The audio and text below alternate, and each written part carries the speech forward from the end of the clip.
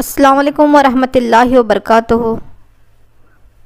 Rabbi इश्रह ली सदरी वयस्सिर ली अमरी वहलुल उक़दतम मिन लिसानी यफ़क़हू क़ौली।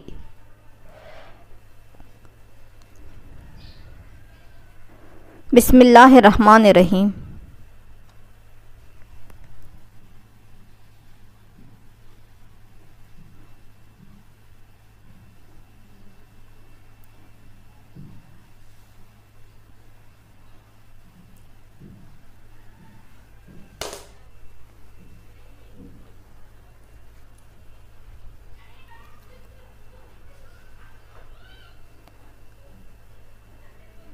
अस्सलाम वालेकुम वरहमतुल्लाहि वबरकातुहू। बिस्मिल्लाहिर्रहमानिर्रहीम। रब्बि इश्रह ली सदरी वयस्सिर ली अमरी वहलुल उक़दतम मिन लिसानी यफ़क़हू क़ौली। अऊज़ु बिल्लाहि मिनश शैतानिर रजीम। बिस्मिल्लाहिर्रहमानिर्रहीम। मेरे अज़ीज़ तलबा व तालिबात, फिर से एक मरतबा ऑनलाइन क्लास में आप तमाम का तहे दिल से इस्तकबाल है। प्यारे बच्चों, चलिए आप तमाम अपने नोटबुक्स और पेन लेकर रेडी हो जाइए।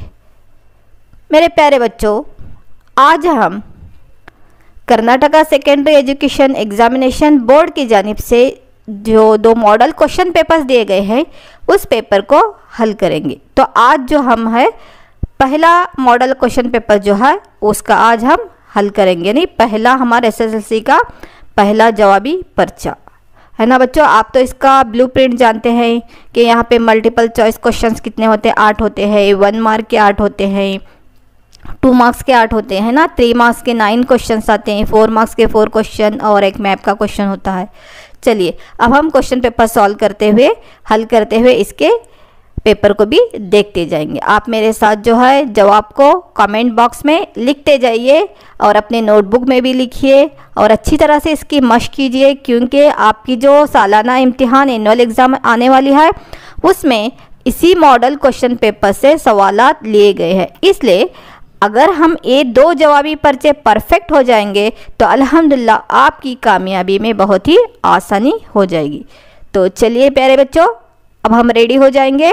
आइए, तो पहला क्वेश्चन आपके लिए जो कि मुतबादिल क्वेश्चंस होता है, किस तरह रहता है बच्चों। मंदरजील सवालात के 4 मुतबादिलात दिए गए हैं, इनमें से सही जवाब का इंतखाब करें।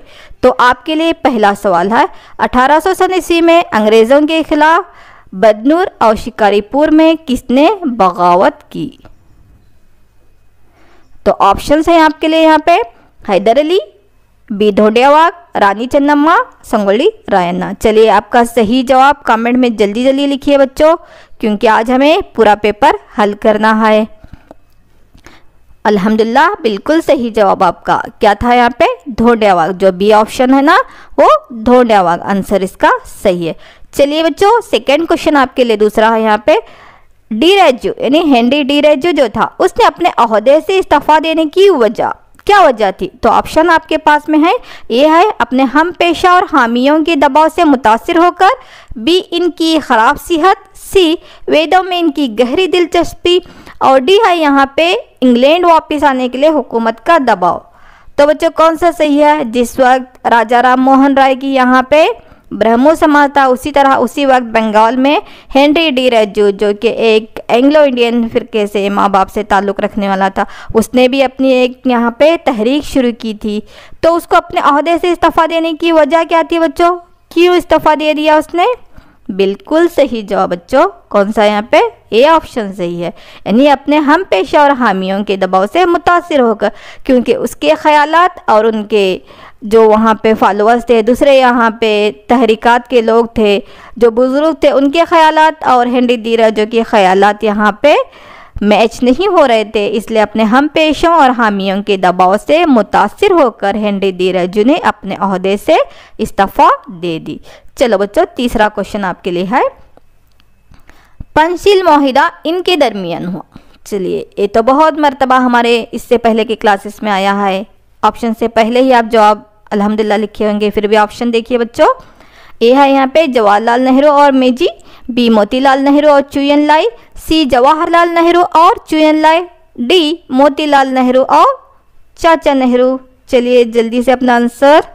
अल्हम्दुलिल्लाह आपका जवाब सही है, जवाहरलाल नेहरू और चुयन लाई, है ना। पंचशील माहिदा जो कि हमारे खारजा पॉलिसी का एक उसूल भी है, जो 5 उसूलों को लेकर है। तो ये किस किस के दरमियान में हुआ था बच्चों?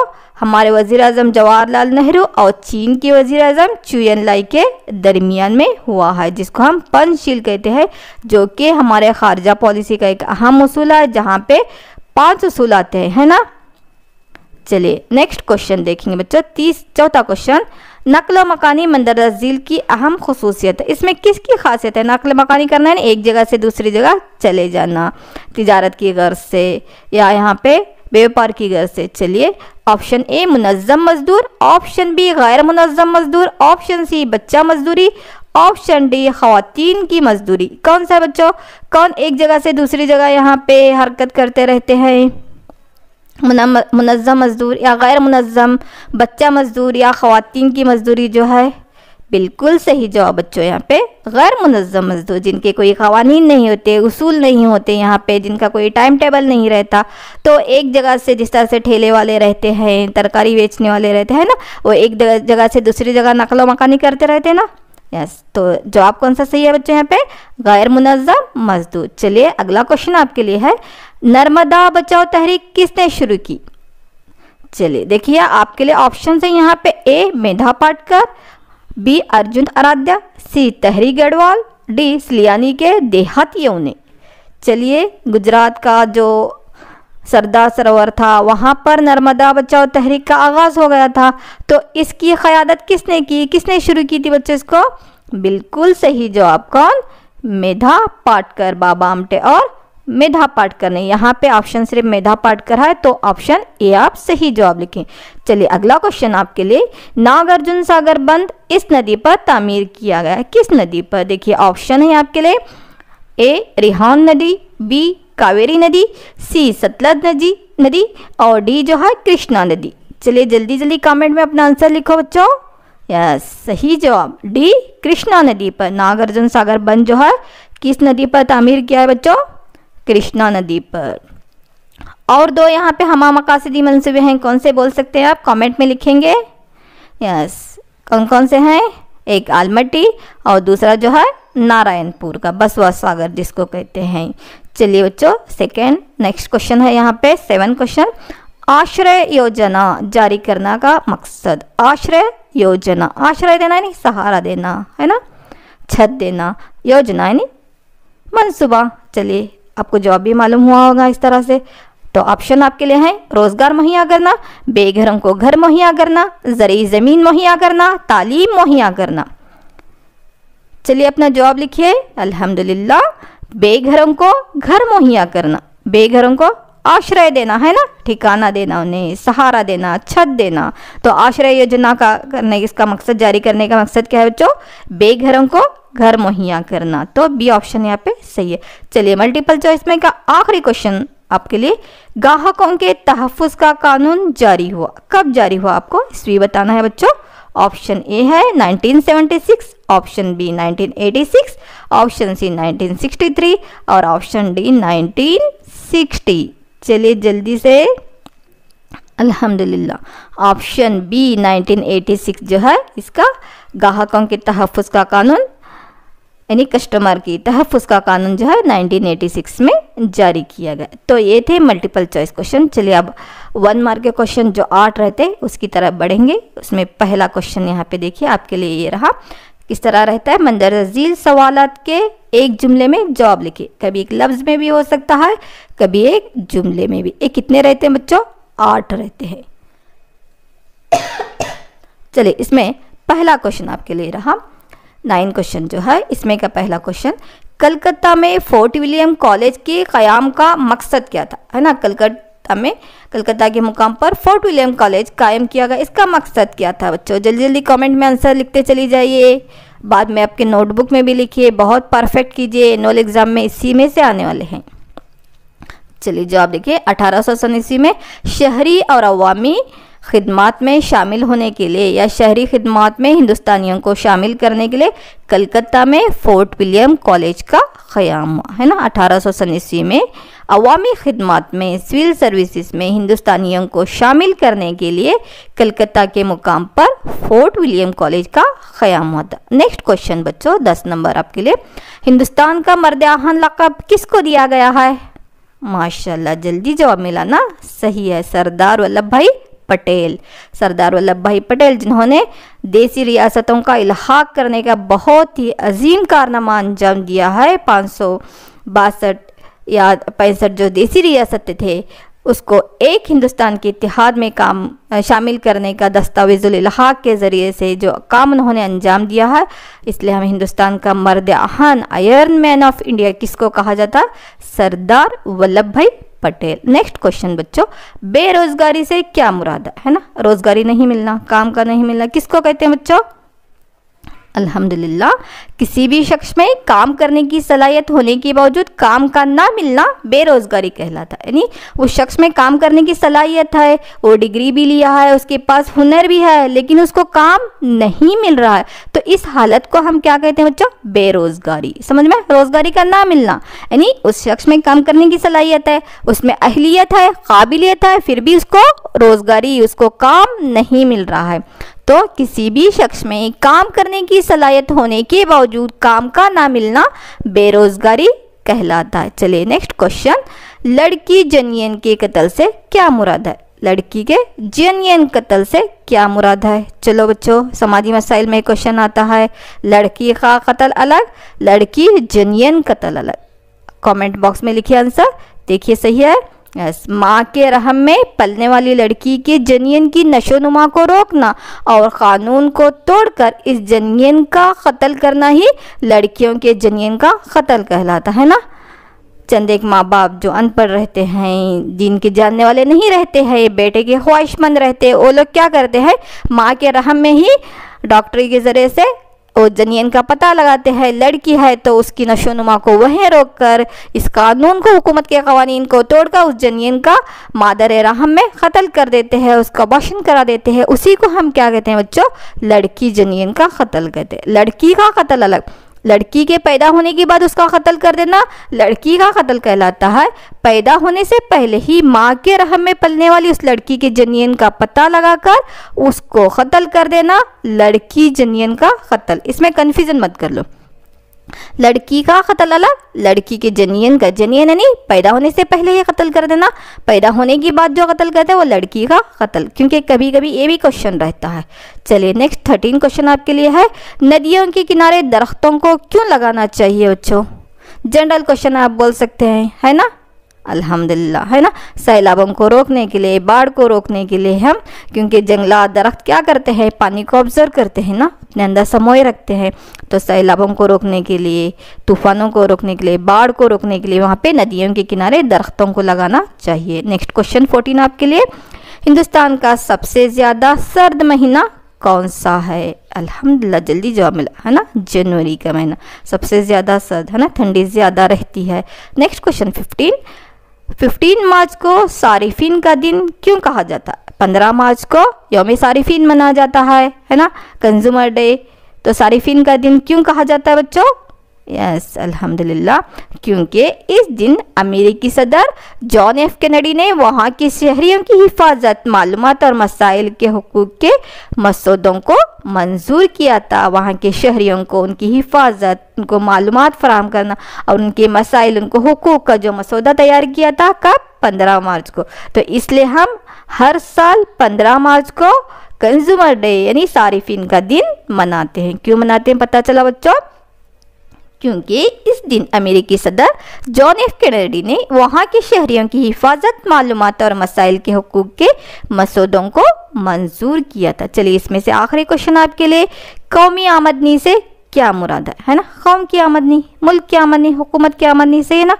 कुछ भी याद नहीं है तो इतना भी लिख के आ सकते हैं। फिर भी देखो सही एग्जैक्ट जवाब बच्चों, मुल्क की फीकस आमदनी का मजमुआ कौमी आमदनी कहलाता। इस तरह भी लिख सकते, या एग्जैक्टली लिखना है तो एक साल के अरसे में मुल्क में पैदा किए गए अशिया और खिदमात की कुल कदर व कीमत कौमी आमदनी, है ना। एक साल के अरसे में जिसको हम इकोनॉमिक ईयर कहते हैं, मौशी साल कहते हैं, 1 साल के अरसे में मुल्क में पैदा किए गए अशिया और खिदमात की कुल कदर व कीमत कौमी आमदनी, इनफरादी आमदनी यानी एक शख्स की आमदनी, शख्सी आमदनी हो, और उसी का मजमुआ फिकस आमदनी या शख्सी आमदनी जो रहती ना, उसी का मजमुआ क्या रहता बच्चा, कौमी आमदनी। ये नहीं याद आ रहा है इतना भी लिख के आए तो चलेगा कि मुल्क की फिकस आमदनी का मौजूद मजमुआ जो रहता है, तमाम लोगों की आमदनी का मजमुआ ही क्या कहलाता है, कौमी आमदनी, या 1 साल के अरसे में मुल्क में पैदा किए गए अशिया और खिदमात की कुल कदर व कीमत कौमी आमदनी कहलाती है ना। चलिए अब 2 मार्क्स के क्वेश्चन की तरफ आगे बढ़ेंगे, बोर नहीं हो रहे ना, अल्हम्दुलिल्लाह। चलिए नेक्स्ट अभी जो है मेन क्वेश्चन नंबर 3, जहाँ पे मंदर झील सवालात के जवाबात जो 2 जुमलों में लिखना, 2 या 4 जुमलों में, 3 जुमलों में, इस तरह से लिखिए। आपको वहाँ पे 8 क्वेश्चंस रहेंगे, है ना।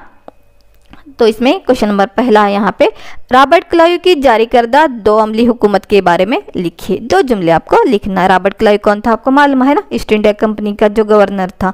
चलिए आंसर क्या रहेगा बच्चों, 2 अमली हुकूमत रॉबर्ट क्लाइव की जारी करदा पॉलिसी थी, है ना। क्या थी पॉलिसी उसमें, जिसके तहत लगान की वसूली अंग्रेजों के जिम्मे और इंतजामी या अदालती उमूर नवाब या वहाँ के देसी हुक्मरान, यानी काम करने वाले हम, टैक्स ले जाने वाले वो गोरे अंग्रेज, है ना। काम करके मरो हम, और आराम से टैक्स लेने वाले कौन थे, ईस्ट इंडिया कंपनी के गोरे थे, रॉबर्ट क्लाइव था। तो इसी को क्या कहते हैं बच्चों, 2 अमली हुकूमत कहते हैं ना। किसने जारी किया था, रॉबर्ट क्लाइव ने। 2 अमली हुकूमत रॉबर्ट क्लाइव की जारी करदा वो पॉलिसी थी जिसके तहत लगान की वसूली अंग्रेजों के जिम्मे और इंतजामी उमूर, इंतजामिया संभालना, अदालती उमूर को संभालना हमारे नवाब और हमारे हुक्मरान, हमारे बादशाह संभालते थे। उसी को क्या कहते हैं बच्चों, 2 अमली हुकूमत, यानी 2 अमल यहाँ पे हो रहे थे, लगान की वसूली अंग्रेज ले जा रहे थे, काम करके हम मर रहे थे यहाँ पे, उसी को क्या कहा जाता है, 2 अमली हुकूमत। चलिए अगला क्वेश्चन, सत्य शोधक समाज के इस्लाहात क्या थे, है ना। सत्य शोधक समाज किसने जारी किया आपको पता ही है ना, ज्योतिबा फुले। उन्होंने क्या क्या इस्लाहात किए हैं, ब्रह्मो समाज आता है, फिर आर्य समाज है, राजा राम मोहन राय का ब्रह्मो समाज, और दयानंद सरस्वती का आर्य समाज है, ज्योतिबा फुले का सत्य शोधक समाज, आत्माराम पांडुरंग का यहाँ पे, यस बोल सकते हैं कोई, जल्दी जल्दी लिखते चले जाओ यहाँ पे, सर सैयद अहमद खान, अलीगढ़ तहरीक, स्वामी विवेकानंद, रामकृष्ण मिशन, है ना। हाँ तो अब चलिए सत्य शोधक समाज के इस्लाहात क्या थे। यस, सत्य शोधक समाज के बानी ज्योतिबा फुले थे। इसमें से देखो यहाँ पे ज़्यादा पॉइंट रखी हूँ, आप वहाँ पे 2, 3, 4 जितने आपको मैक्सिमम याद कीजिए, जितने वहाँ पे आते हैं लिखिए। तो सत्य शोधक समाज के बानी कौन है यहाँ पे, महात्मा ज्योतिबा फुले हैं। तो 1873 सन ईस्वी में इस समाज को उन्होंने तश्कील किए, एक गैर ब्राह्मणी समाज और ख़वातीन के हुकूक के लिए उन्होंने इस समाज की जरिए से कई तहरीकात चलाए, कई स्कूलों को कायम किए, खासकर जो निचली जात के लोग थे जिसको हम शूद्र कहते हैं, उनकी तालीम के लिए और लड़कियों की तालीम के लिए सहूलत फराहम किए। और उस वक्त जो है पब्लिक कुओं से, आम कुओं से दूसरे निचली जात के लोगों को पानी लेने का हुक्म नहीं था। आम प्लेसेस में या आम अवामी जगहों में लोग बैठ नहीं सकते थे, यानी कास्टिज्म या ज़ात ज़्यादा था। तो इस तमाम का उन्होंने खात्मा किया। तो आम कुओं से तमाम ज़ात के लोगों को पानी सींचने का मौका दिया। तो इस काम में खासकर जो है उनकी बीवी सावित्रीबाई फुले और इनकी और एक सहेली थी बीबी फातिमा करके, जिसको हिंदुस्तान की पहली उस्तानी माना जाता है। तो उन्होंने दोनों ने जो है ज्योतिबा फुले को सत्य शोधक समाज को आगे बढ़ाने में और ख़ासकर लड़कियों की तालीम के लिए सहूलियत फराहम करने के लिए मौका दिया है। तो पुणे के मुकाम पर अव्वलीन मदरसे निस्वां भी उन्होंने कायम किया और लड़कियों के लिए हॉस्टल भी उन्होंने कायम किए हैं। तो ये क्या लिखना है बच्चों आपको, सत्य शोधक समाज के इस्लाहात में।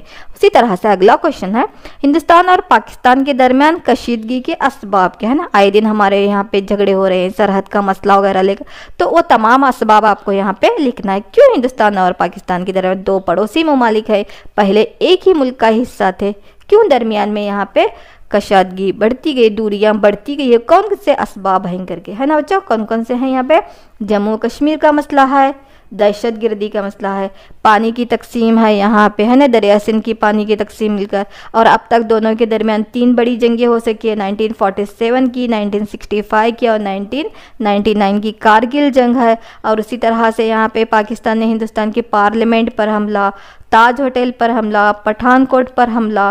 तो ये तमाम ऐसे मसाइल है जिसकी वजह से हिंदुस्तान और पाकिस्तान के दरमियान दूरी, कशादगी बढ़ती जा रही है, ताल्लुकात में रुकावट पैदा हो रही है। तो ये असबाब लिखेंगे, जम्मू कश्मीर का मसला है, मजहब का मसला है, दहशतगर्दी का मसला है, पानी की तकसीम का मसला है ना, सरहदी मसला है। इन तमाम असबाब की बिना पर जो है यहाँ पे जो आपको याद है चंदे के यहाँ पे लिखी हूँ, और भी आप इसमें जो है शामिल कर लीजिए। सरहद का मसला है, यहाँ पे मजहबी इख्तलाफात हमें वहाँ पे हो रहे हैं। तो इन तमाम की वजह से जो है दोनों के दरमियान में कशादगी या दूरी बढ़ती चली जाए। चले अगले क्वेश्चन की तरफ जाते हैं बच्चों। इसी में एक और क्वेश्चन है यहाँ पे कि अक़वाम मुत्तहिदा की आम असम्बली के ज़रिए से इंसानी हुकूक के तहफ़्फ़ुज़ के लिए दिए गए हिदायत कौन से है ना, यूएनओ जिसको हम कहते हैं यूनाइटेड नेशन ऑर्गेनाइजेशन, इसकी जो जनरल असम्बली या आम असम्बली है जिसको आलमी पार्लियामेंट कहा जाता है ना बच्चों, तो इंसानी हुकूक के तहफ़्फ़ुज़ के लिए कौन कौन से हिदायत देते हैं ना, ये है ना। अक़वाम मुत्तहिदा की आम असम्बली ने इंसानी हुकूक की तहफ़्फ़ुज़ के लिए 10 दिसंबर 1948 को एक आलमी मंशूर तैयार किया।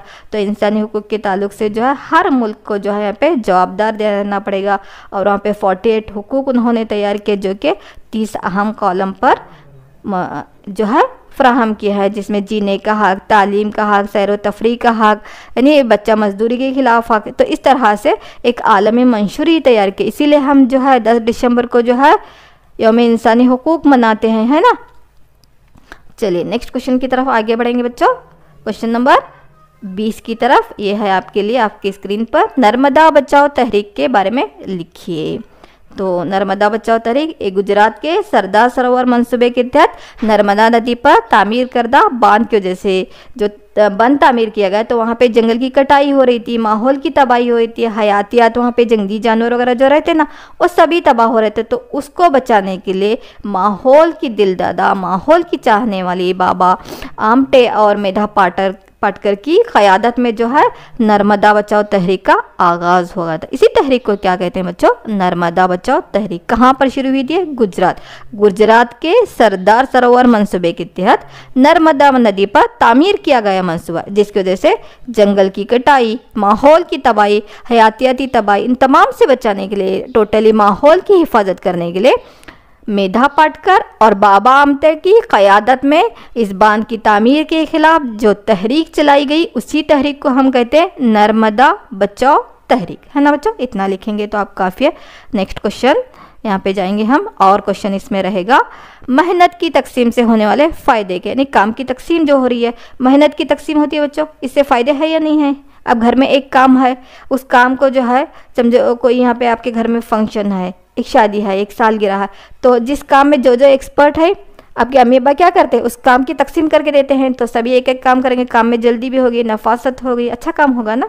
तो उसी तरह से इकनॉमिक्स वे में यहाँ पे मेहनत की तकसीम से कौन कौन से फ़ायदे होते हैं, उसी वाक़े को मद्देनज़र रख के भी आप यहाँ पे आंसर लिख सकते हैं। क्या है यहाँ पे, मेहनत की तकसीम से खुसूसी महारत का सबब बनती है ना, उसमें मास्टरी आ जाती है, टेक्निकी सलाहियतों को उभारते हैं और लोगों को मुख्तलिफ शोबे में काम करते हुए माली फ़ायदा भी हासिल होता है, तिजारत और कारोबार का इलाका भी बढ़ता है ना। जिसकी जो मेहनत है, जिसकी जो डिग्री है, उसके हिसाब से हम मेहनत की तकसीम करेंगे तो सभी को रोज़गारी मौके मिलते हैं और उसकी ख़ास मेहनत का ख़ास यहाँ पे तरक्की होता है, टेक्निकी सलाहियतें भी उभरते हैं और बहुत से लोगों को अलग अलग शोबे में जिसमें वो महारत रखते हैं वहाँ पर काम करके उन्हें रोज़गारी का मौका मिलता है, नहीं माली फ़ायदा भी हासिल होता है। तो मेहनत की तकसीम करना अच्छा है ना बच्चों।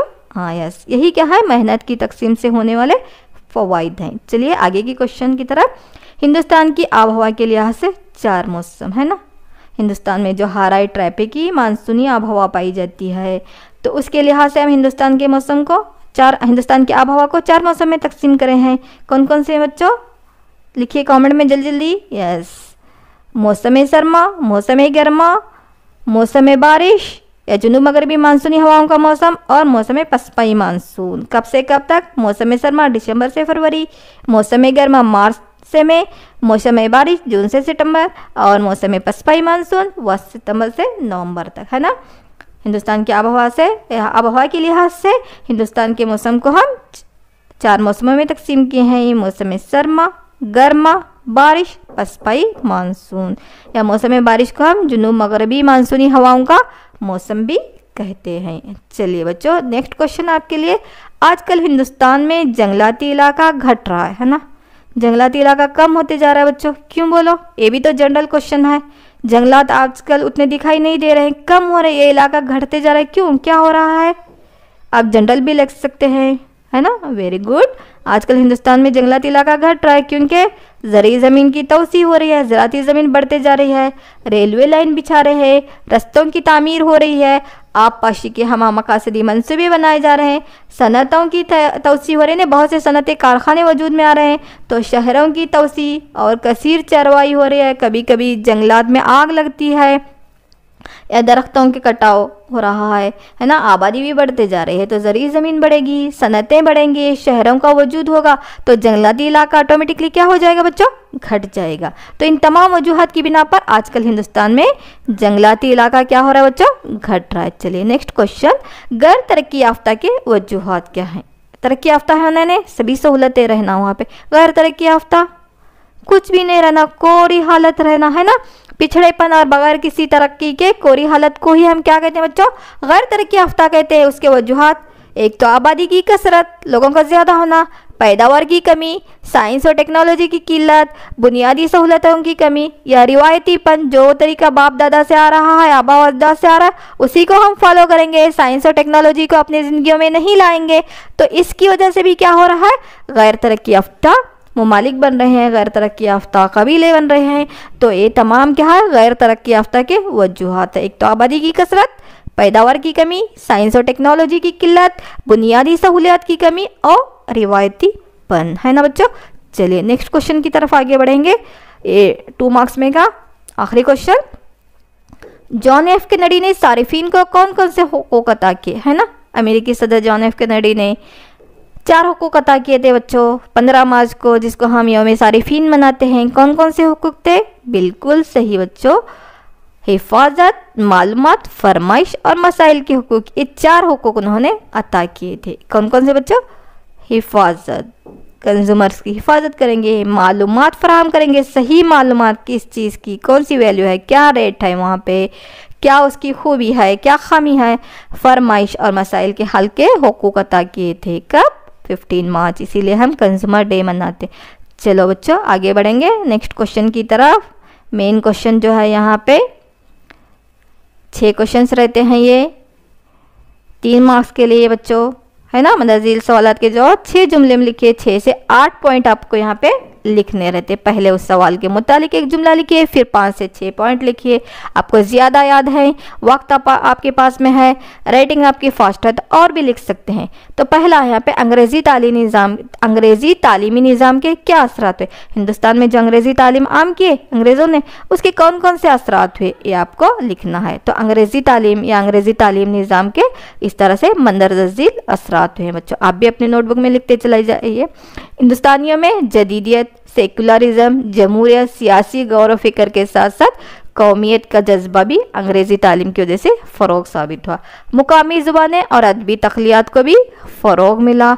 आम आदमियों में एक सा गौर व फिक्र का मुजाहरा हुआ, लेकिन रिश्वतखोरी आम हो गई। अखबारात और मैगज़ीन का भी यहाँ पे उरूज होने लगा और ये अखबारात अंग्रेज़ी सरकार की गलत पॉलिसियों का तजुर्बा करते हुए हिंदुस्तानियों में अंग्रेज़ी नज़्म नस्क़ के मुतालिक अपने तनकीदी गौर व फिक्र करने का जज्बे को भी उन्होंने उभारा और जदीद समाज और मजहबी इस्लाही तहरीकें जन्म ले, क्योंकि लोग क्या है मगरबी उलूम को जान गए, अंग्रेज़ों के मकाराना पॉलिसियों को जान गए। तो समाज में जदीदियत लाने, मजहब इस्लाह लाने की बहुत से तहरीकें और सियासी गौर व फिक्र भी वहाँ पे तब्दील हो गया। J.S. मिल, रोसो, मोंटेगो जैसे मुफक्किर के ख़यालात ने हिंदुस्तानी तालीम याफ्ता लोगों के गौर व फिक्र और हालात में भी एक जिद्दत पसंदी, एक आज़ादाना ख़यालात की उन्होंने तरगीब दी और दुनिया भर में होने वाली बहुत सी जदोजहद की जो तहरीकें हो रहे थे या इनकलाबी तहरीकात का असर भी हिंदुस्तान पर होने लगा और हिंदुस्तानियों को अपनी तहज़ीब व तमद्दुन से वाक़फ़ियत में मिली। तो इस तरह से हिंदुस्तान में जारी किया गया जो अंग्रेज़ी निज़ाम था वो हमारे लिए एक मसब्बत, एक जो है यहाँ पे पॉजिटिव गौर फिक्र के साथ साथ जदीद और अक्लमंद जहनों को भी पैदा करने लगा, यानी हमारा फ़ायदा हो गया, हमारे अंदर जदीद किस्म आ गई, सेकुलरिज्म, जमहूरियत, सियासी गौर फिक्र को हम जानने लगे, समाज में इस्लाह लाने लगे, मजहबी तहरीकात यहाँ पे आम हो गए, हम अपनी तहजीब को, तमद्दुन को और भी जानने, मगरबी उलूम को जानने, हमारे में जदीदियत लाने में सभी यहाँ पे हमारे लिए बहुत ही आसानी हुई। तो ये क्या थे बच्चों, अंग्रेजी तालीमी निज़ाम के असरात थे। चलिए अगले क्वेश्चन की तरफ बढ़ेंगे। 26 आपके लिए यहाँ पे, इसमें एक और क्वेश्चन है बच्चों, हिंदुस्तान की तहरीक आज़ादी में कोरक के पुटबसप्पा की खिदमत। तो हिंदुस्तान की तहरीक आज़ादी में बहुत से लोगों ने, बहुत से कबायली बाशिंदों ने, मुकामी लोगों ने बहुत ही खिदमत अंजाम दी हैं। तो यहाँ पे पुटबसप्पा की खिदमत के बारे में पूछा गया है।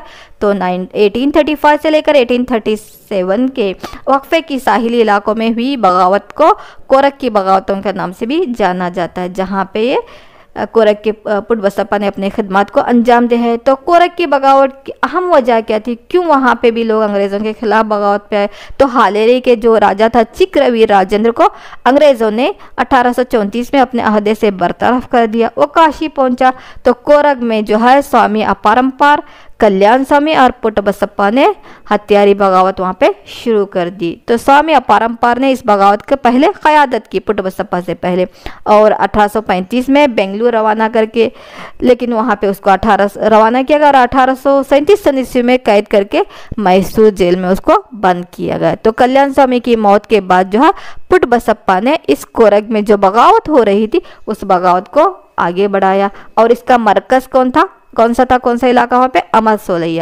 सोलैया के बगावत का ये अमर सोलैया जो था इस बगावत का मरकज़ था। तो घाट के इलाकों में लोगों ने बगावत शुरू की। तो ये लोग क्या करते थे, बागी अफराद को एकजा करके इत्तेहादी तंजीम बनाते थे, और बागियों के हुकूमत पर बनने वाले जो है वहाँ पे जो नमक पर टैक्स लगाई थी या तंबाकू पर टैक्स लगाई थी, तो उसके खिलाफ लोगों को बताते थे। और जगह जगह पर जो है कचहरियों पर कब्जा करते थे, जैसा कि बल्लारी की सरकारी कचहरियों पर कब्जा करके वहाँ के सरकारी नौकरों को भी उन्होंने कैद करना। ये बगावत का जो है पहला कदम था बच्चों। कौन कौन सी चीज़ों पर बगावत वहाँ पे टैक्स लगाते थे, उसके लोगों को वहाँ पे वो आगाह करते थे कि तंबाकू पर टैक्स लगाया गया है, नमक पर टैक्स का ऐलान है, तो चलिए इसके खिलाफ हम बगावत करते हैं, अंग्रेजी हुकूमत के खिलाफ में हम बगावत करेंगे। अंग्रेजी सरकारी अफसरों पर वो या ऑफिसों पर वो धावा बोलते थे, कचहरियों पर कब्जा करते थे, वहाँ के नौकरों को उन्होंने कैद करने लगे। तो उसी तरह से सोड़ैया है और अतराफ अकनाफ के आम लोगों को तकलीफ पहुँचाने वाले जो अमलदार था वहाँ का, जो उसको भी क्या किया, पुटबसप्पा का जो है वो उस नाम से वो मशहूर होने लगा, लेकिन वो पुटबसप्पा नहीं था। तो मंगलूर पर कब्जा करने के उसके बाद उसके आगे बढ़ते हुए बहुत से जो अतराफ के जो इलाके थे उस इलाकों पर भी उन्होंने कब्जा किया। तो लेकिन आखिरकार जो पुटबसप्पा और उसके साथियों जैसे जो ने सोलैया की राह ली थी, तो अंग्रेज़ों के बढ़ते हुए हमलों ने जो है इन 5 मुहिब्बे वतनों को जो है फांसी दी गई थी। तो ये जो है कोरक की बगावत का हाल लिखिए, तो भी यही लिखेंगे आप। वहाँ पे पुटबसप्पा के बारे में पूछा है या यहाँ पे कल्याण स्वामी के बारे में पूछा है, तो इस कोरक की बगावत का आप हाल लिखिए बच्चों। नेक्स्ट क्वेश्चन है आपके लिए यहाँ पे, आर्य समाज के मकासद क्या थे, है ना? किसने जारी किया था बच्चों आर्य समाज? चलिए कमेंट में जल्दी जल्दी लिखो बच्चों। आर्य समाज की बुनियाद किसने डाली थी? बिल्कुल सही, किसने? दयानंद सरस्वती ना। चलिए जवाब देखते हैं आपका। आर्य समाज की बुनियाद दयानंद सरस्वती ने डाली। इसके मकासद क्या थे? तमाम हिंदू एक ही खुदा पर भरोसा करें, खुदा की कोई शक्ल व सूरत नहीं है और पैदाइश से कोई भी शूद्र नहीं और ना कोई ब्राह्मण। मतलब इसने जात पात के निज़ाम से इनकार कर दिया, क्योंकि हिंदू में जो ब्राह्मण, क्षत्रिय, वैश्य, शूद्र करके ये 4 जातें बहुत चली आ रही थी। ब्राह्मण जो आला तबके के लोग थे, निचले तबके के लोगों पर वो जुल्म सितम करते, ऐसा कुछ भी नहीं है। और बैनजाती शादियों को फ़रोग देना, इसके अलावा कशीर, अज़दवाज और बचपन की शादी की उन्होंने मुमानत की, ज़्यादा शादियां नहीं करना, और बचपन की शादी की भी उन्होंने रोक लगाई। मर्द और औरत में मसावत को कायम की। तो उनका कहना था कि सिर्फ वेद क्या है, मुकद्दस है, इसलिए उसने एक तहरीक चलाई थी, गो बैक टू वेदास, यानी वेदों की तरफ लौट आओ। उसका नारा ही था वेदों की तरफ लौट आओ। और शुद्धि तहरीक भी जारी की, जिसमें जो लोग हिंदू मजहब से दूसरे मजहब में गए हुए थे ना, फिर से उनको जो है हिंदू मजहब में दाखिल, जो ईसाई मजहब में, इस्लाम में गए थे, फिर से उनको हिंदू मजहब में दाखिल किया। तो शुद्धि तहरीक भी जो है आर्य समाज का एक मकसद था। चलिए अगला क्वेश्चन, हिंदुस्तान की पहली जंग आज़ादी के मुआशी असबाब, यानी 1857 ईस्वी की जो जंग आज़ादी है, जिसको हमारे मुहिब वतन और गांधी जी ने हिंदुस्तान की पहली जंग आज़ादी करके नाम दिया, जिसके बहुत से असबाब हैं, सियासी असबाब, मुआशी असबाब, समाजी असबाब, इंतज़ामी असबाब, फ़ौजी असबाब, जंग का फौरी सबब, ये तमाम जो है हिंदुस्तान की 1857 ईस्वी की पहली जंग आज़ादी के असबाब है। तो आपके लिए यहाँ पे क्वेश्चन कौन सा बच्चा, हिंदुस्तान की पहली जंग आज़ादी के मुआशी असबाब क्या थे?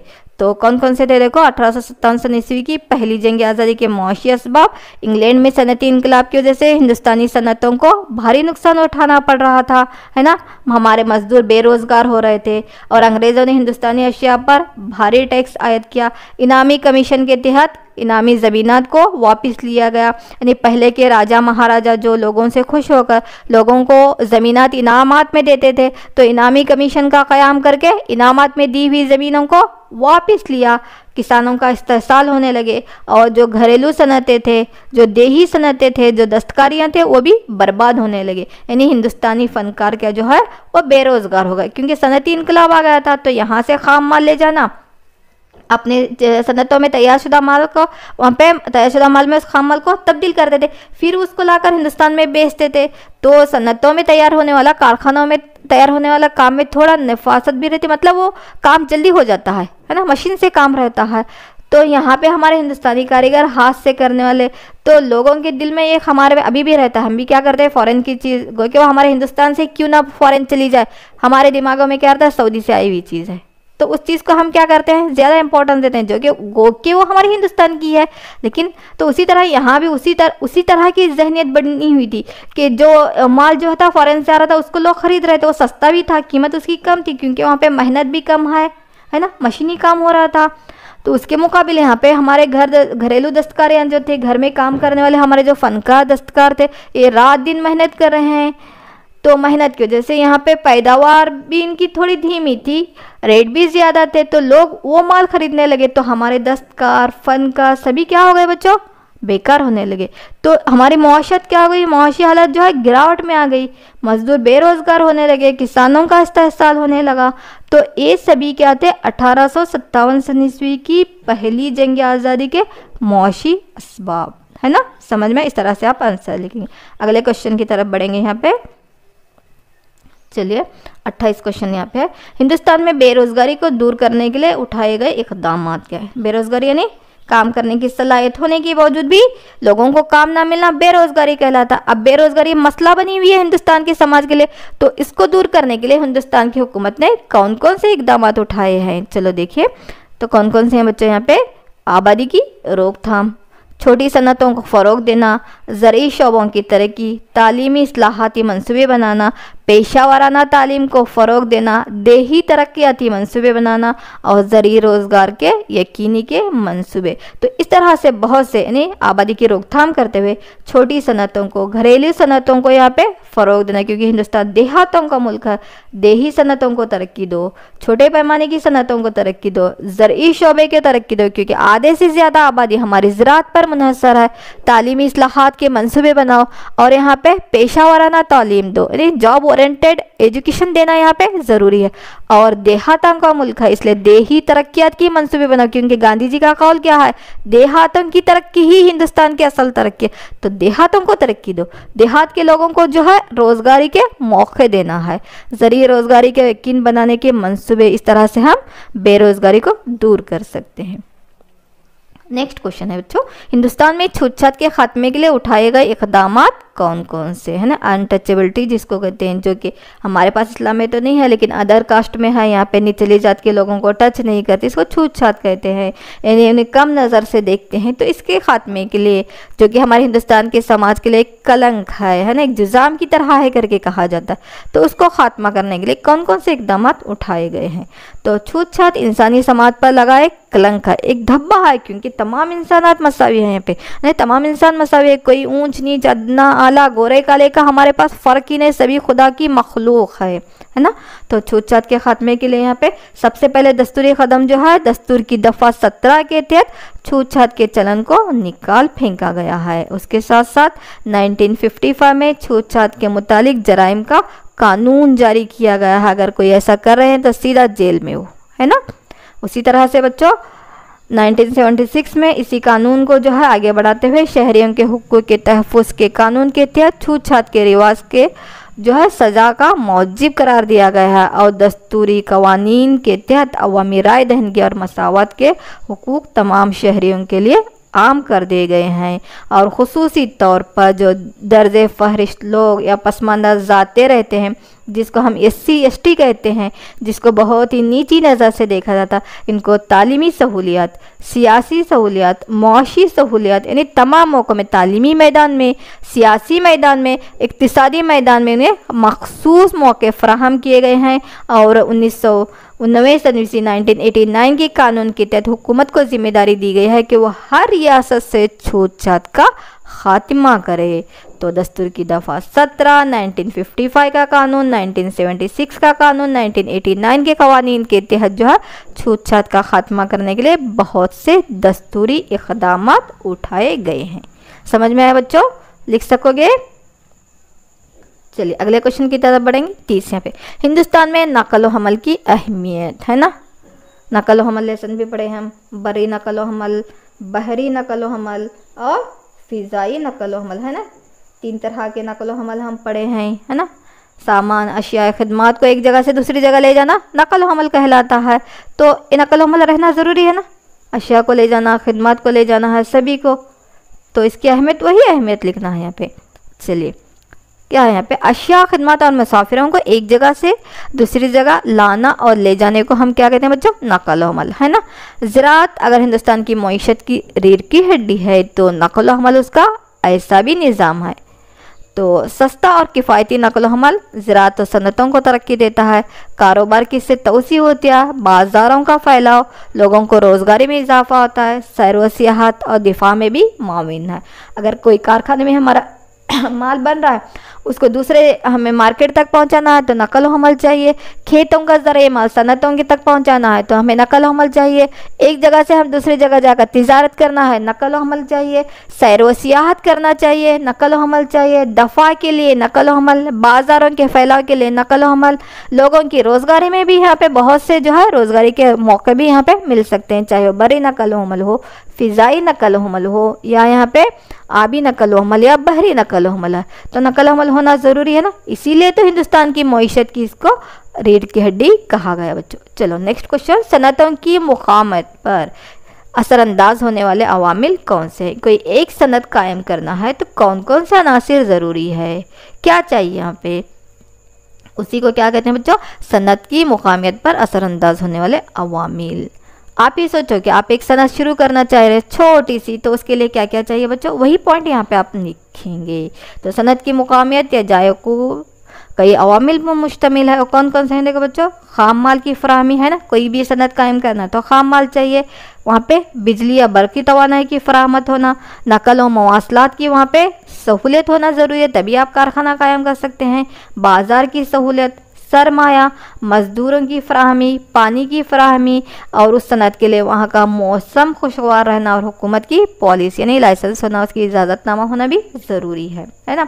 अब जनरली भी लिख सकते हैं बच्चों, दिमाग में अपने रखो कि हम एक किसी सनत को कायम करना है, तो सनत को कायम करने के लिए सबसे पहले जगह होना वहाँ पे है ना। वहाँ पे एक शेड बनाएंगे, फिर वो सनत को ख़ाम माल चाहिए, वहाँ पे आप करंट चाहिए ना, बिजली चाहिए, और आप जो माल तैयार कर रहे हैं उसको बाज़ार तक पहुँचाने के लिए नक़ल व हमल चाहिए, बाज़ार में सहूलत चाहिए, और सबसे बढ़कर यहाँ पे टन टन गोपाल कौन, रुपया पैसा सरमाया चाहिए, तभी तो हम कारखाना बनाएंगे, तभी तो हम यहाँ पे ख़ाम माल ख़रीदेंगे है ना।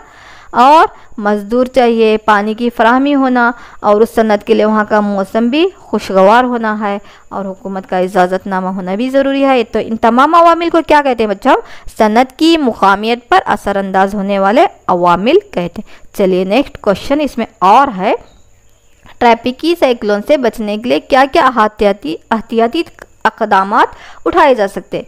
साइक्लोन आ गया, वहाँ पे तूफ़ान आ गया, तो उससे बचने के लिए क्या क्या करोगे बच्चों आप, है ना। यस, वही पॉइंट यहाँ पे लिखना है। तो आर्जी पनाहगाह मुहैया करना है वहाँ के लोगों को, है ना। मजबूत इमारतें तैयार करना, मैंग्रोव के जंगलात उगाना, ताकि मैंग्रोव के जंगलात क्या करते हैं वहाँ पे, जिनकी जड़ें मौलिक होते हैं, पानी को हम पैसा और लंबी लंबी जड़ों वाले नबातात बनाना, और साहिली इलाकों पर वहाँ पे उस तरह के दरख्त हम लगाएंगे और लोगों को पहले यहाँ पे जो है आगाह करना मास मीडिया के ज़रिए से। तो इस तरह से हम लोगों को जो है वहाँ पे एहतियाती तदाबीर के ज़रिए से उस साइक्लोन से या उस तूफ़ान से लोगों को बचा सकते हैं। चलिए आगे बढ़ेंगे। नेक्स्ट क्वेश्चन है, इंसानी तरक्की के इशारे की तशरीह कीजिए, है ना। मईशत के पहले लेसन में है हमारे तरक्की में, पहले जो है आमदनी में तरक्की के इशारे, इंसानी तरक्की के इशारे और जिनसी तरक्की के इशारे। आमदनी में हम इनफरादी आमदनी, कौमी आमदनी पढ़े, है ना। नेक्स्ट जो है इंसानी तरक्की के इशारे पढ़े, उसकी तशरीह करना। ह्यूमन डेवलपमेंट इंडिकेटर जिसको हम कहते हैं, human HDI human development indicator, उसकी तशरीह करना है। तो मुतवक्का उम्र, तालीम की सतह और फ़ीकस आमदनी के ज़रिए तरक्की का हिसाब लगाने वाली पैमाइश को ही इंसानी तरक्की का इशारा कहा जाता है। क्या क्या आते हैं बच्चों? वहाँ पे 3 पॉइंट है। एक मुतवक्का उम्र, तालीम की सतह और फ़ीकस आमदनी। मुतवक्का उम्र, तालीम की सतह और फ़ीकस आमदनी के ज़रिए से तरक्की का हिसाब लगाने की जो पैमाइश इकाई है उसी को हम इंसानी तरक्की का इशारा कहा जाता है। 3 चीज़ें वहाँ पे ज़रूरी, इन तीनों में तरक्की कहा गया। तो इंसानी तरक्की को जांचने के लिए अगर वहाँ पे मुतवक्का उम्र, सेहत से आदमी की उम्र, तालीम से उसकी ख्वानदगी की मिकदार और ख़रीदने की फ़ीकस सलाहियत जो है, एक है इंसानी तरक्की के इशारे हैं बच्चों, है ना। चलिए नेक्स्ट क्वेश्चन बच्चों यहाँ पे और है देही तरक्की की अहमियत, है ना। देहातों की तरक्की ज़रूरी है ना। हिंदुस्तान हमारा देहातों का मुल्क है और देहातों की तरक्की ही हमारे मुल्क की असल तरक्की है।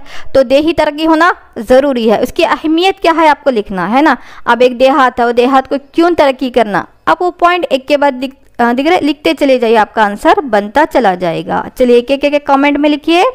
यस, ज़री और ज़री हलकों की तरक्की से ही देही तरक्की मुमकिन है ना, जिससे पेशा वाराना अशिया और खिदमात की मांग में भी ज़्यादती होती है और देही तरक्की की बदौलत दीगर पेशे भी उभर कर आते हैं। इनकी सरगर्मियों में भी वसअत होती है। बेहतरीन सेहत, काम की क़ुव्वत, बर्दाश्ताना पैमाना ज़्यादा होने से कौमी आमदनी में इजाफा होते है ना वहाँ पे, और छोटे पैमाने की सरहतों की तरक्की से देहातों की तरक्की मुमकिन है। अगर हम देहातों को तरक्की देंगे, देही तरक्की हो रही है तो ही हमारा मुल्क तरक्की करेगा, ज़रूरी शोबा हमारा तरक्की करेगा और ज़रूरी शोबे पर मुनहसर जो हमारे सनतें हैं, हमारे कारखाने हैं, वो भी तरक्की करेंगे, है ना।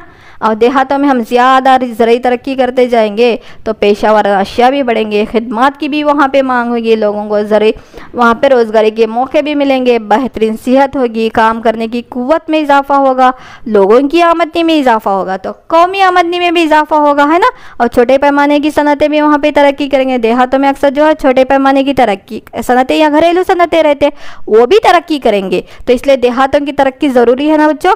तो क्यों ज़रूरी है यही लिखना, देही तरक्की की अहमियत पूछो या देही तरक्की क्यों ज़रूरी है, तो ये नुकात लिखेंगे आप। माशाल्लाह अल्हम्दुलिल्लाह। चलिए नेक्स्ट क्वेश्चन की तरफ। कानून तहफ़्फ़ुज़ सारिफ़ीन के मक़ासिद, है ना। कानून तहफ़्फ़ुज़ सारिफ़ीन 1986 में जारी किया गया है। कंज्यूमर्स, है ना, प्रोटेक्शन एक्ट। हमारे सारिफिन यानी कौन, हम जो खरीदने वाले रहते ना बच्चों, हमें ही सारिफिन कहा जाता है, जो अशिया को खरीद रहे हैं, जो चीज़ों को खरीद रहे हैं। तो हमारा तहफ़्फ़ुज़ ज़रूरी है ना, कोई किसी से हम धोखा ना खाए, चीज़ों का मियार हमें मालूम हो, चीज़ों की असल कीमत हमें मालूम हो। तो इसी चीज़ों को लेकर, इन्हीं मक़ासिद को लेकर जो है कानून तहफ़्फ़ुज़ सारिफिन जारी किया। वही मक़ासिद को आप यहाँ पे लिखना है बच्चों, है ना। अशिया का मियार, वज़न और नापतोल पर निगरानी करने के लिए और सारिफी तालीम के तहत लोगों में बेदारी पैदा करना, सारिफिन को मुनासिब मुआवजा वहाँ पे ख़तरनाक अशिया की पैदावार फ़रोख्त की ममानत करना और बाज़ार में जो है नकली कारोबार की रोकथाम करना, है ना। अशिया का मियार यानी स्टैंडर्ड चीज़ें, उसका एक वज़न, उसके नाप तोल में जो है अक्सर धोखाधड़ी होते रहती है ना। वज़न जहाँ पे करते हैं नीचे कुछ भी लगाए रहते हैं लोग, इस तरह से ना हो। और सारिफी तालीम के तहत लोगों में बेदारी पैदा करना है कि उस चीज़ की रेट क्या है, कीमत क्या है जानो, उसका मियार जानो, उसकी क्वालिटी जानो, उसकी क्वांटिटी जानो और सारिफिन को मुनासिब मुआवजा देना। और ख़तरनाक अशिया, जहरीले अशिया की फ़रोख्त हो रही तो उसकी ममानत करना और बाज़ारों में नकली कारोबार या धोखाधड़ी जो हो रही उसको उन सभी से जो है कस्टमर्स को और सारिफिन को बचाने के लिए ही कानून तहफ़्फ़ुज़ सारिफिन जारी किया गया बच्चों। इसके यही मक़ासिद हैं, लिखेंगे। चलिए आगे बढ़ते हैं नेक्स्ट क्वेश्चन की तरफ। 34 चलो अब बैंक दिखाई दिया ना, HD बैंक। अब क्वेश्चन किस पे रहेगा? बैंक पे। तो क्वेश्चन क्या है बच्चों? बैंक के खुसूसियात, है ना। अब कोई एक चीज़ आपके पास में, एक चौक पीस आपके पास है, उसकी खुसूसियात लिखे तो बोले तो लिखेंगे ना, ये लंबा है, ये गोल है, ये सफ़ेद है, ये लिखने के काम आता है, वगैरह वगैरह। उसी तरह आप बैंक को देखो, एक मंजर बैंक का आपके माइंड में रखो। बैंक में आप गए हैं, बैंक दिखाई दे रही है, अब बैंक में जो दिख रहा है वो लिखते जाओ, तो वही क्या है? बैंक के खुसूसियात है ना बच्चों। क्या होता रहता है बैंक में? देखो, बैंक क्या है? एक मालियाती कारोबारी इदारा है जिसकी खुसूसियात इस तरह है। पहला क्या होता है बच्चों? वहाँ पे पैसों का लेन देन होता है ना, हम जमा भी करते रहते हैं, वहाँ से लेते भी रहते हैं, तो बैंक पैसों की लेन देन का एक माली इदारा है। बैंक जो है पैसों के लेन देन का एक मालियाती इदारा है।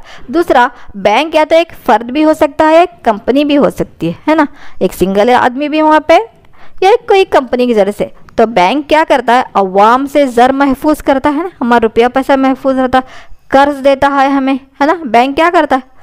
सनती इदारों को कर्ज देता है, ज़री इदारों को कर्ज, तालीम के लिए, घर की तामीर के लिए, बहुत से मकासद के लिए कर्ज फराहम करता है। और बैंक जो है आसान किस्तों में चेक या रकम डिपॉजिट भी करते हैं, जो कर्ज लेते हैं वो आसान इंस्टॉलमेंट में हम देते हैं। एजेंट या एजेंट हजरात का जो है तकर्रुर करके सूदमंद हमें खिदमात भी बैंक फराहम करता है, नफ़ा और जज्बा खिदमत पैदा करता है। ये मुसलसल और वसत पसर कार्रवाई को तरक्की देता है और गाहक और बैंक के दरमियान में ताल्लुक़ को जोड़े रखता है। बैंक एक कारोबार है, बैंक की अहम सरगर्मी रुपये पैसे से मुतालिक कारोबार से होते हुए दीगर कारोबारों के भी मातियत होती है। उसकी एक नाम होता है ना, बैंक का हमेशा अपना एक नाम होता है, जिस तरह से कैनरा बैंक है, कारपोरेशन बैंक है, जिस तरह आपको यहाँ पे HD बैंक करके देख रहा है, या SBI रहता है, SBH रहता है। तो ये तमाम क्या है बच्चों? बैंक के खुसूसियात है। एक बैंक को आप माइंड में रखिए, जो दिख रहा है बैंक में क्या क्या हो रहा है वो लिखते जाइए, यही बैंक क्या है? बैंक के खुसूसियात है। मालियाती इदारा है, पैसों का लेन देन हो रहा है, पैसों को वहाँ पे हमारे ज़र को, पैसों को महफूज रख रहे हैं, कर्ज दे रहे हैं, सनद के लिए कर्ज दे रहे हैं, ज़राअत के लिए कर्ज दे रहे हैं, तालीम के लिए कर्ज दे रहे हैं ना बच्चों। हमारे अंदर नफ़ा का जज्बा पैदा कर रहे हैं, हमारी हेल्प कर रहे हैं। हर बैंक का एक नाम होता है। इस तरह से लिखेंगे तो आराम से आप 3 मार्क्स डेफिनेटली ले लेंगे, है ना बच्चों। चलिए अगले क्वेश्चन की तरफ बढ़ेंगे। नेक्स्ट है यहाँ पे अब 4 मार्क्स के जो है 4 क्वेश्चंस रहते हैं, जिसको आप 8 से 10 जुमलों में जवाब लिखना है बच्चों, है ना। मंदरजिल सवालात के 8 से 10 जुमलों में जवाबात लिखिए। पहला क्वेश्चन है, हिंदुस्तान की तहरीक आज़ादी में इत्तेदाल पसंदों का रोल। देखो ये बहुत ही लेसन बहुत इंपॉर्टेंट है। या तो इत्तेदाल पसंदों का किरदार पूछता है, या इंतहा पसंदों का, या इनकलाबी का, या बाल गंगाधर तिलक का किरदार यहाँ पे इस लेसन से पूछा था।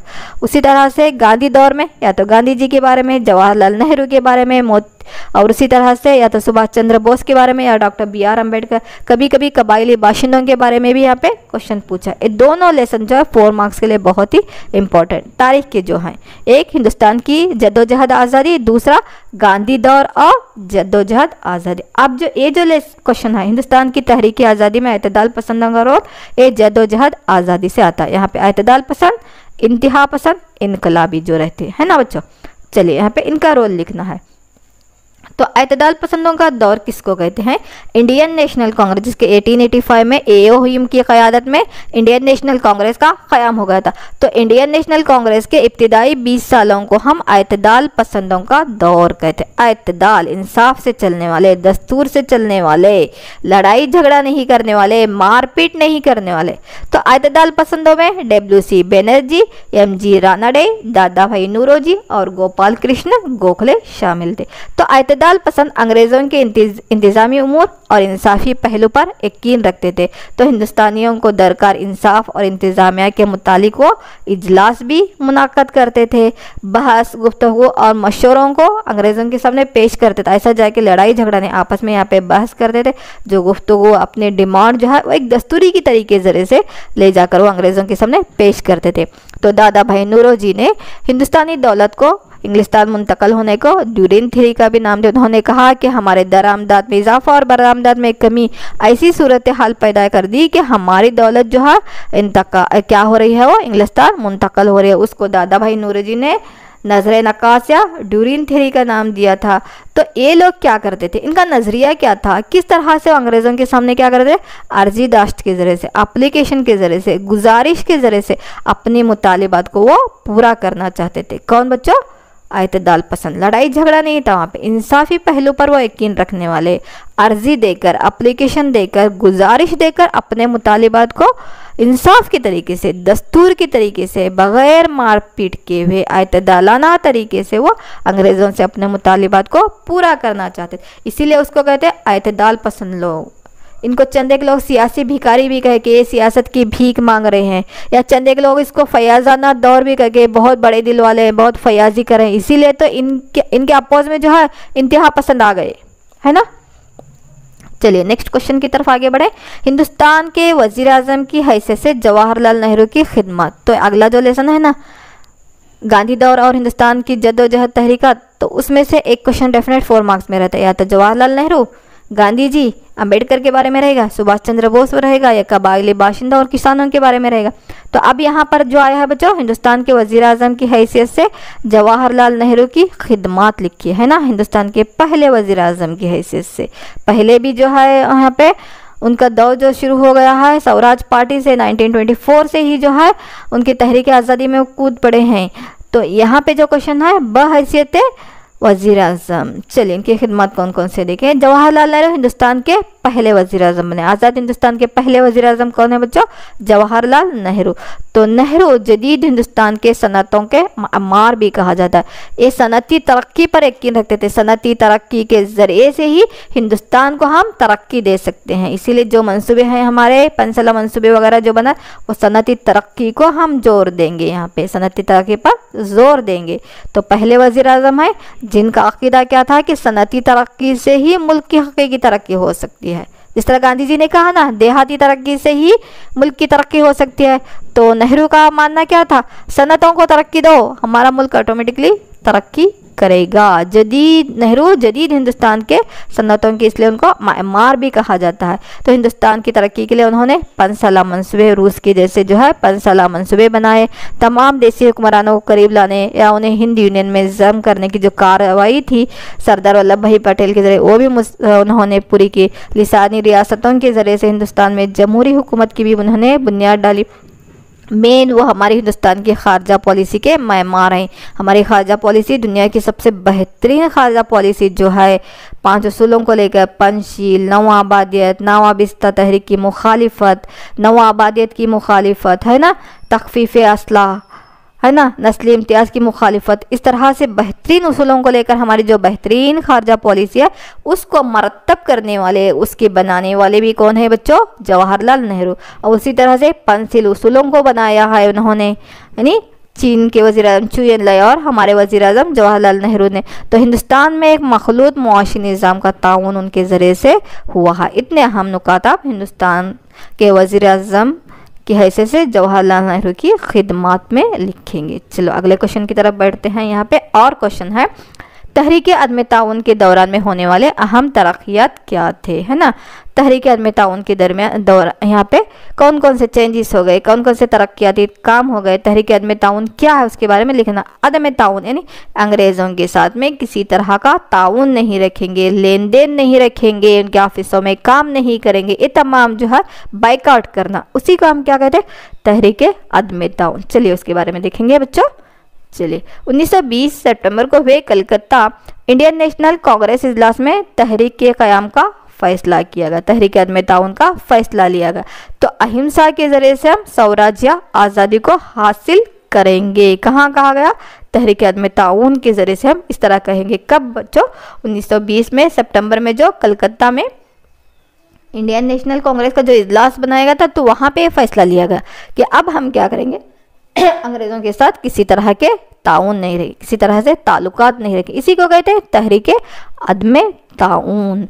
तो रोल्ट एक्ट को वापस लेना, हिंदुस्तान में नई सियासी इस्लाहात को जारी करना और हिंदुस्तान को मुकम्मल आज़ादी देना, इतने मकासद को लेकर तहरीक अदम ताउन का आगाज़। तो कौन कौन से प्रोग्राम यहाँ पे, स्कूलों, कॉलेज और कोर्ट का यहाँ पे बाइकाट किया गया। और 1919 के रोल्ट एक्ट के मुताबिक इलाकाई दफात के जलसों के लिए होने वाले इंतखाबात का इनकार किया गया। अंग्रेज़ों के दिए हुए एजाज़ात और खिताबात को वापस किए गए, ना ही हम अंग्रेज़ी स्कूलों में पढ़ेंगे, ना उनके कोर्ट में काम करेंगे।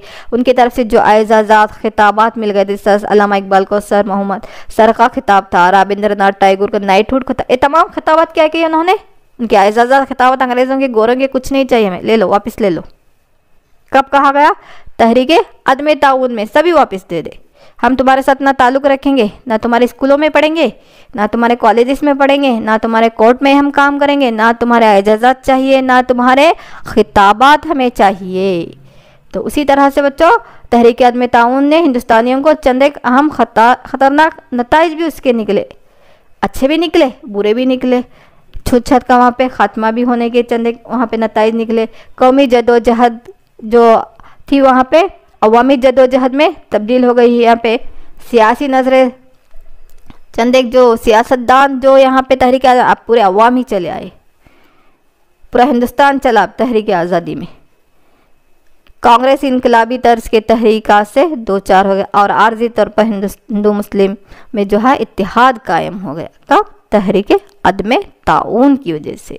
अंग्रेज़ों से ताउन नहीं रखेंगे, लेकिन हम हिंदू मुसलमान भाई भाई, हमारे में इत्तिहाद, हम दोनों मिलकर क्या करेंगे, उनका बाइकाट करेंगे, उनसे ताल्लुकात को नहीं रखेंगे, अदम ताउन रखेंगे हम। चलिए बच्चों नेक्स्ट क्वेश्चन यहाँ पे, आम असम्बली की साख्त और काम बयान करो। यानी यूनाइटेड नेशंस ऑर्गेनाइजेशन, तंजीम अक़वाम मुत्तहिदा, जिसकी जनरल असम्बली है, आम असम्बली है, जिसको आलमी पार्लियामेंट कहा जाता है, वो क्या है, उसकी साख्त क्या है, उसका ढांचा क्या है, उसके काम क्या है, लिखना है बच्चों, है ना। चलिए, आम असम्बली UNO यानी तंजीम अक़वाम मुत्तहिदा का ख़ास इदारा है। तो अक़वाम मुत्तहिदा के तमाम मेंबरों पर यह मुश्तमिल है, जितने मेंबर अक़वाम मुत्तहिदा के मेंबर होते हैं वो तमाम मेंबर आम असम्बली, जनरल असम्बली के भी मेंबर होते हैं। और हर मुल्क असम्बली को ज़्यादा से ज़्यादा 5 नुमाइंदे भेज सकता है और हर मेंबर मुल्क को सिर्फ एक वोट देने का। 5 हर मुल्क से जो है 5 मेंबर जाएंगे, लेकिन वो 5 मेंबर एक ही रहे, जैसा एक ही इत्तिहाद के साथ में वो बात कर, जैसा क्विज में रहता है 5 लड़के लड़कियां रहते हैं तुम लोग, लेकिन आंसर वहाँ पे एक आएगा, है ना, तुम सभी का मिलकर एक देते। उसी तरह से हर मुल्क जो है आम असम्बली के लिए ज़्यादा से ज़्यादा 5 नुमाइंदों को भेज सकता है, लेकिन हर मेंबर मुल्क को सिर्फ वहाँ पे एक वोट देने का हक होता है। उसी तरह से इसके पहले इजलास में ही इसके सदर का इंतखाब 1 साल के लिए करती है ये, और 17 नायब सदर और 7 यहाँ पे आर्जी कमेटियों के चेयरमैन का भी इंतखाब करती है। और हर साल सितंबर के महीने से शुरू होकर दिसंबर के दूसरे हफ्ते तक इसके इजलास होते हैं। यानी तमाम ये बहुत से काम करती है, जिस तरह से सलामती कौंसिल है, समाजी मजहब इस्लाही कौंसिल है, सेक्रेटरीट है, ट्रस्टीशिप काउंसिल, इन तमाम के मेंबरों को मुंतखब करने में भी ये अहम रोल अदा करती है। इसीलिए जो है आम असम्बली को हम आलमी पार्लियामेंट भी कहते हैं। आम असम्बली को क्या कहते हैं हम, आलमी पार्लियामेंट कहते हैं। पार्लियामेंट का काम क्या रहता है, जिस तरह हमारे लोकसभा राज्यसभा पे मुश्तमिल हमारे पार्लियामेंट है, कवानीन बनाना, कवानीन पर अमल करवाना, ये सभी रहता है ना। तो आम असम्बली जो है ये दुनिया की पार्लियामेंट रहे जैसा, आम असम्बली जो है जनरल असम्बली दुनिया की पार्लियामेंट है। तो इस तरह से इसकी साख्त के बारे में लिखेंगे। चलिए आगे बढ़ेंगे बच्चों। हिंदुस्तान में ज़मीन की अफादियत की किस्में, हिंदुस्तान में जो है ज़मीन की अफादियत के लिहाज से ज़मीन की किस्में कौन सी, अफादियत यानी फ़ायदा, ज़मीन का जो हम फ़ायदा ले रहे हैं घर बनाने के लिए, ज़राअत करने के लिए, सनतें करने, कारखाने कायम करने के लिए, उसका जो फ़ायदा हो रहा है उसके लिहाज से ज़मीन की किस्में यहाँ पे है ना। तो मुख्तलिफ मकासद के लिए जैसे काश्तकारी, जंगल बनी करना, मवेशियों की चरवाई वगैरह के लिए ज़मीन का इस्तेमाल करना ज़मीन की अफादियत कहलाता है, फ़ायदा हासिल करना, उसका इस्तेमाल करना। बहुत से मकासद के लिए, मुख्तलिफ मकासद के लिए, जैसे काश्तकारी करने के लिए, ज़राअत करने के लिए, जंगलबानी करने के लिए, मवेशियों की चरवाही के लिए बोलो या सनतों के लिए बोलो, कारखाने कायम करने के लिए, घरों को कायम करने, बहुत सी चीज़ों के लिए हम ज़मीन का जो इस्तेमाल कर रहे हैं वही क्या कहलाता है बच्चों, ज़मीन की अफादियत कहलाता है। तो ज़मीन की अफादियत के लिहाज से ज़मीन की किस्में आपको लिखना है, उसके बारे में एक एक जुमला भी लिखती जाए। 7 किस्मों में हम तकसीम किए हैं, नाम लिखे, लेकिन ये लॉन्ग क्वेश्चन में पूछा है ना, इसलिए हर एक किस्म के बारे में एक एक जुमला लिखिए। तो हिंदुस्तान में ज़मीन की अफादियत के लिहाज से ज़मीन को हम 7 दर्जों में 7 हिस्सों में तकसीम किए हैं, बांटे हैं, जैसा कि कुल काश्त का रकबा, जंगलाती इलाका, बराए काश्त गैर दस्तयाब इलाका, बंजर इलाका, काबिल काश्त गैर इस्तेमाल शुदा इलाका और मुस्तक़ल चरागाह है। तो इस तरह से 7 ज़मरों में हम तकसीम करे हैं। तो अब एक एक के बारे में आप एक एक जुमला लिखिए। जैसे कुल काश्त का इलाका है तो फसलों के लिए, काश्तकारी के लिए जो ज़मीन इस्तेमाल होती है वो कुल काश्त इलाके में आती है। उसी तरह जंगलाती इलाका तो यानी ये ज़्यादातर कहाँ है बच्चों, जज़ायर अंडमान निकोबार में है। उसी तरह से बराए काश्त गैर दस्तयाब ज़मीन, यहाँ पे काश्तकारी के लिए काबिल हो सकती थी लेकिन वो गैर दस्तयाब है क्योंकि इंसान उसको दिगर मकासद के लिए इस्तेमाल कर रहा है, घर बनाने के लिए, ऑफिसेज बनाने के लिए, मदारिस बनाने के लिए, सड़कें बनाने के लिए, रेलवे लाइन बिछाने के लिए इस्तेमाल कर रहा है। तो वहाँ पे ज़राअत भी कर सकते थे लेकिन हम दूसरे कामों के लिए इस्तेमाल कर रहे हैं, तो वो बराए काश्त गैर दस्तयाब इलाका।